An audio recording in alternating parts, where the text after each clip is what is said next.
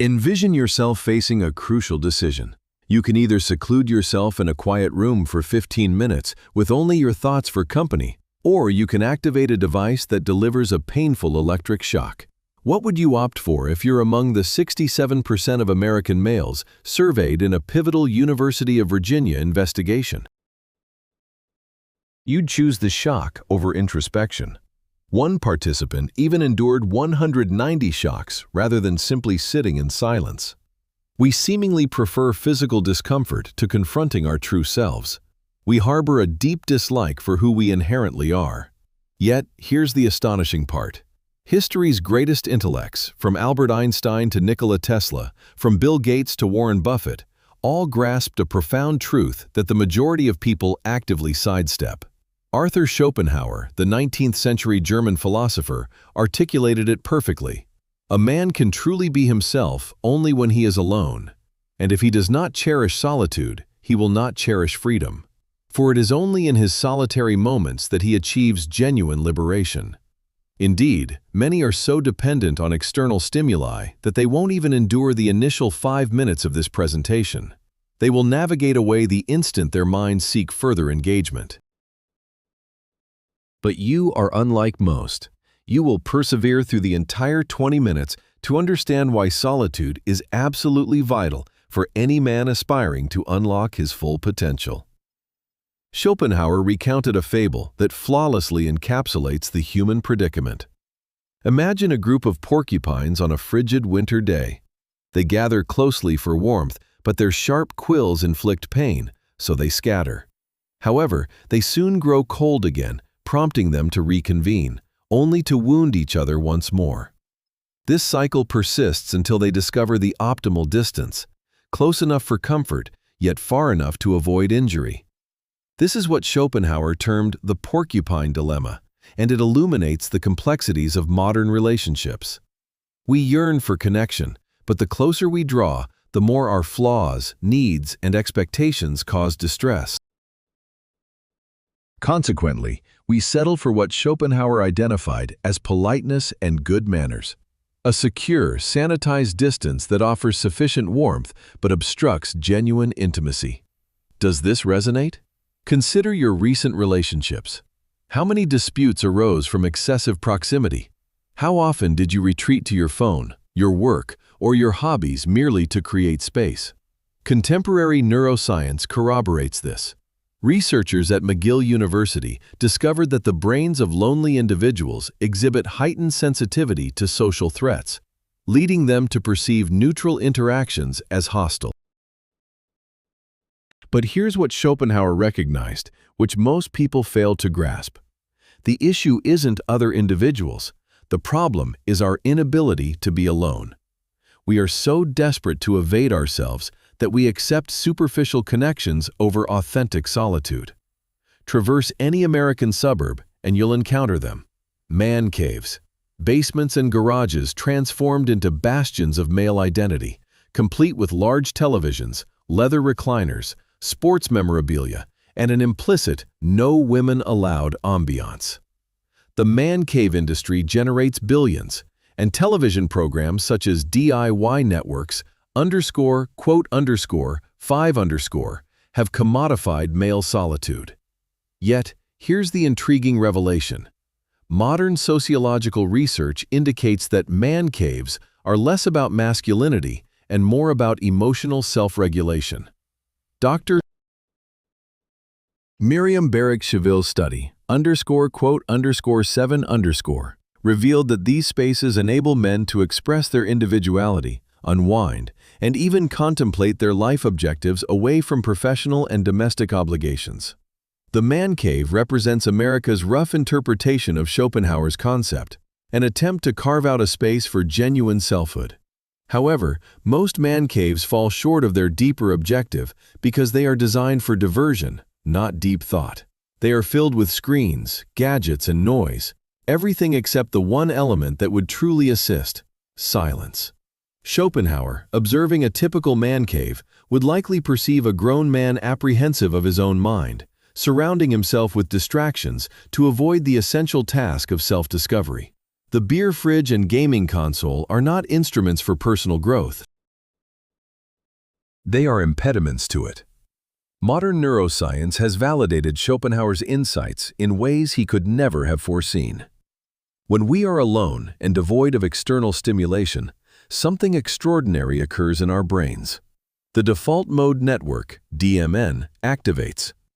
This network, identified only in recent decades, is critical for self-reflection, memory consolidation, and creative breakthroughs.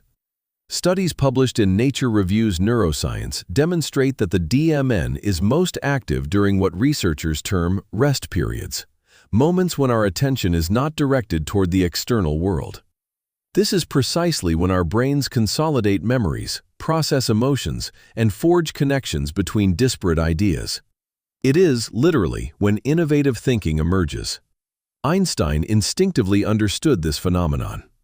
A quiet life's uninterrupted rhythm and seclusion foster intellectual ingenuity, he asserted. Einstein routinely engaged in solitary practices, extended walks alone, lying supine, contemplating the ceiling, and spending countless hours in what others might label idleness. His seminal theory of relativity crystallized during these introspective periods of long strolls. Nikola Tesla conveyed this more directly. To invent, one must be alone. This is where concepts emerge. The mind achieves greater acuity and sharpness when ensconced in undisturbed solitude. Research provides compelling evidence. Investigations indicate that individuals who incorporate healthy amounts of solitude exhibit an amplified creativity of up to 41%, enhanced problem-solving capabilities, superior emotional regulation and stress management, increased self-awareness and authenticity, and more robust relationships. Paradoxically, personal time enhances our capacity as partners. Bill Gates, a monumental figure in entrepreneurship, internalized this principle, dedicating Think Weeks twice annually, 7 days sequestered in a cabin with only books and his introspection for company. Many of Microsoft's pivotal strategic choices originated during these solitary retreats. Warren Buffett allocates 80% of his day to solitary reading and reflection, attributing this practice as the bedrock of his investment triumphs. Yet, a common misinterpretation exists here. Schopenhauer's advocacy wasn't for isolation or misanthropy. He drew a critical distinction between solitude and loneliness, a differentiation subsequently affirmed by contemporary psychology. Loneliness is an involuntary state, a distressing sensation of disconnection from others, even when surrounded by people. Brain scans reveal that loneliness activates the same neural regions as physical pain, serving as the brain's alert system signaling an issue. This explains why some would opt for an electric shock rather than face being alone. Solitude, conversely, is a conscious choice, a deliberate decision to be alone for personal growth, contemplation, and genuine self-expression. Neuroimaging studies demonstrate that chosen solitude stimulates brain areas linked to creativity, introspection, and emotional well-being. Schopenhauer engaged in what he termed enlightened solitude. He didn't withdraw from society due to a dislike for people. Rather, he retreated to engage with the world more profoundly. His daily regimen was meticulously structured: morning writing, solitary afternoon walks, evenings dedicated to philosophical reading, eschewing trivial conversation and social obligations that didn't align with his overarching purpose. This isn't antisocial conduct, but rather the pinnacle of societal contribution. Consider, every significant innovation, every masterful artistic creation, every groundbreaking idea originated from an individual who devoted substantial time to their own thoughts. The cloistered monk, the inventor in his workshop, the writer in her study. Solitude is the crucible where human excellence is forged. The University of Virginia's electric shock study unveiled a disturbing truth about modern consciousness. We have become so uncomfortable with our internal landscape that we prefer physical pain over introspection. But why? Schopenhauer would contend it's because most people's inner lives are chaotic, undeveloped, barren expanses. We have become so consumed by external inputs, social media, news, entertainment, that we've forgotten how to cultivate our own internal world. Observe the typical American man. He awakens to his phone, scrolls through social feeds, listens to podcasts during his commute, attends meetings all day, returns home to Netflix, and drifts off to YouTube videos. When does he ever engage with his own thoughts? When does he get the opportunity to uncover his authentic self beneath the deluge of external stimuli? The answer is never. And this precisely aligns with the objectives of the prevailing system. A self-aware individual poses a threat to consumer culture. He remains impervious to advertising manipulation. He doesn't require purchasing items to define his identity. His decisions stem from his authentic values, untainted by societal pressures. Schopenhauer foresaw this, recognizing how society was evolving into a mechanism for impeding self-knowledge. He wrote, "We can only truly be ourselves when we are alone. Therefore, anyone who doesn't cherish solitude also doesn't cherish freedom, for only when we are alone are we truly free." So, how does one liberate themselves from this cycle? How does one cultivate what Schopenhauer championed as the love of solitude? First, commence with micro-solitude, just 10 to 15 minutes daily of absolute silence. No phone, no music, no distractions. Sit with your thoughts and observe them impartially. This is more challenging than it sounds. Your mind will resist fiercely, like a wild creature confined. This very resistance is what must be confronted. Second, walk without headphones. Schopenhauer was renowned for his daily perambulations through Frankfurt. Contemporary research indicates that silent walking enhances creativity and problem-solving abilities. Your clearest ideas will invariably emerge during these walks. Third, establish a solitude ritual. Designate specific times for contemplation. Early morning often proves most effective, before the demands of the world encroach upon your attention. Engage with philosophical texts, keep a personal journal, or simply sit in quiet reflection. Fifth, welcome boredom. When the urge to pick up your phone arises, resist it. Boredom acts as a portal to creative thought.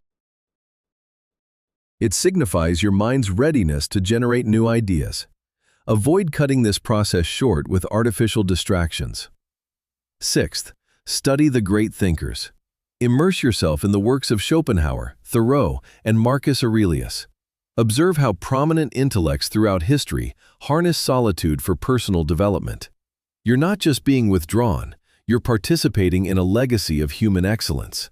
America, in fact, possesses a rich heritage of valuable solitude, though it has largely been forgotten. Henry David Thoreau spent 2 years communing with nature at Walden Pond, not to flee society, but to create a living laboratory for an authentic existence. His famous statement, quote 15, resonates deeply. Thoreau's experiment demonstrated that solitude isn't about evading duties. Instead, it involves assuming ultimate responsibility for your individual growth. At Walden, he cultivated his own food, built his own shelter, and critically nurtured his own thoughts. The outcome was some of the most influential writing in American literature and philosophy, inspiring figures from Gandhi to Martin Luther King Jr. This aligns with Schopenhauer's perspective on the necessity of solitude for truly remarkable individuals. Not because they are misanthropic, but because greatness demands the profound self-understanding attainable only through sustained periods of contemplation. Here's a perplexing paradox. The more comfortable you become with being alone, the more fulfilling your relationships become. Schopenhauer instinctively grasped this, and contemporary psychology has empirically confirmed it. Research indicates that individuals who practice constructive solitude exhibit higher emotional intelligence, improved conflict resolution abilities, and more genuine communication in their interpersonal connections. Why? Because they have learned to manage their emotions independently, rather than relying on others to do so. Consider the most emotionally dependent person you know. They cannot tolerate being by themselves for 5 minutes without feeling anxious. They constantly seek validation, entertainment, and emotional reassurance from others. Now, Reflect on the most captivating individuals you know. They are secure in their own identity. They possess compelling thoughts and pursuits, and they do not desperately crave your approval. Schopenhauer's porcupine dilemma dissipates when you no longer depend on others for emotional warmth. You generate your own inner warmth through self-awareness and authentic purpose. Then, you can engage with others not out of desperation, but from a place of genuine choice and mutual enrichment. Every significant advancement in human history originated from someone dedicating substantial time to their thoughts in isolation. This is not mere chance. It is cause and effect. Einstein's quote, 17 of 1905, when he published 4 papers that revolutionized physics, saw him working in relative seclusion at the Swiss Patent Office, with daily hours dedicated to uninterrupted reflection. Tesla's alternating current system, which powers our modern world, was conceived during his solitary work periods, often spanning days without social interaction. Steve Jobs' most innovative phases coincided with intense periods of solitude, walking alone for hours, sitting in empty meeting rooms, or retreating to his minimalist home office. The pattern is evident. Groundbreaking innovation necessitates groundbreaking solitude. You cannot cultivate original ideas when your mind is perpetually occupied with the thoughts of others. Modern neuroscience elucidates why the brain's creative networks require what researchers term cognitive rest, periods where external stimuli are minimized, allowing internal processing to flourish. This occurs exclusively during sustained solitude. Schopenhauer's most profound insight was connecting solitude to freedom. Most people believe freedom entails having numerous options, but Schopenhauer knew better. True freedom is liberation from the need for external validation and stimulation. Consider your daily existence. How much of it is shaped by the opinions of others? Your career trajectory, your weekend plans, even your very thoughts. How much is truly your own versus what is socially ingrained? An individual who embraces solitude becomes genuinely free because they cultivate an internal locus of control. Their happiness is not contingent on external approval. Their sense of purpose emanates from within. Their entertainment is self-generated through contemplation, reading, and reflection. This is what frightens most people about solitude, the inherent responsibility. When you are alone with yourself, you cannot externalize blame for your challenges. You cannot evade uncomfortable realities. You must confront your true self rather than the persona you project on social media. Yet this confrontation with reality is precisely what empowers you. You begin to emulate figures like Warren Buffett, who famously stated, quote, 19, "Time spent in personal contemplation transforms into your most invaluable asset, as it's the crucible where genuine self-creation occurs." Let's delve into specifics. Here's a structured approach to cultivating a profound practice of concentrated thought and self-chosen isolation that will profoundly alter your existence. Phase 1. Digital detox. This spans weeks 1 and 2. Disable all notifications save for incoming calls. Designate specific zones within your dwelling as entirely phone-free. Substitute aimless browsing with the purposeful act of engaging with physical books. Dedicate 1 meal per day to complete silence. Phase 2. Micro-retreats. This covers weeks 3 and 4. Initiate with just 15 minutes of quiet reflection daily. Engage in walks without the distraction of headphones or audio. Make a habit of journaling each morning. Consciously decline social engagements that do not resonate with your core values. Phase 3. Profound solitude. This phase commences in month 2. Schedule regular, dedicated individual time with yourself each week. Immerse yourself in philosophical texts and intellectually stimulating literature. Cultivate a hobby that demands sustained focus and concentration. Incorporate meditation or contemplative prayer into your routine. Phase 4. Integration. This begins in month 3 and continues onward. Plan and undertake quarterly weekend retreats by yourself. Reserve significant life decisions for periods following intense solitary introspection. Foster connections with individuals who value depth and substance over superficial social interaction. Evolve into someone others seek out for sagacity, rather than mere amusement. A vast majority of individuals will never undertake this journey. They will, without hesitation, navigate away from this narrative right now. They will persist in overwhelming themselves, both literally and figuratively, rather than allocate time to their own inner workings. They will clutter their personal spaces with diversions, cram their schedules with obligations, and inundate their thoughts with the perspectives of others. However, you are distinct from the majority. You grasp that in a society fixated on constant connection, the most revolutionary act is mastering the art of being self-sufficiently present. Not lonely, but truly alone, wholly engaged with yourself, at ease within your own consciousness, liberated from the relentless craving for external validation. Schopenhauer dedicated his existence to what he termed a lone traveler lifestyle, and this very path rendered him one of history's most compelling thinkers. His perspectives influenced luminaries from Freud to Nietzsche to Tolstoy. His insights continue to resonate powerfully over 160 years subsequent to his passing, precisely because they originated from a place of authentic individual contemplation, untainted by societal pressures. The journey is not without its challenges. Your mind will offer resistance, society will challenge your choices, friends may attempt to draw you back into the comfortable lethargy of perpetual stimulation. Yet, if you persevere, you will unearth the profound truth known by every great figure throughout history. The individual capable of genuine solitude possesses boundless potential.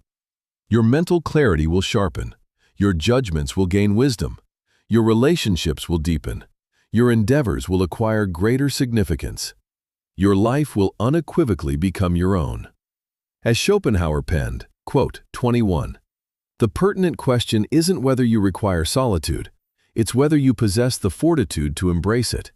The decision rests with you. Continue to inundate yourself with endless distractions, or step into the inherent power of authentic self-communion. Choose judiciously. Your future self observes. Only when we are by ourselves can we truly be authentic.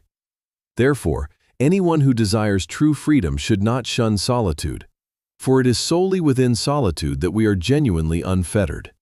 Arthur Schopenhauer. Commence now. Discard your device. Locate a tranquil spot. Engage with your own presence for 15 minutes.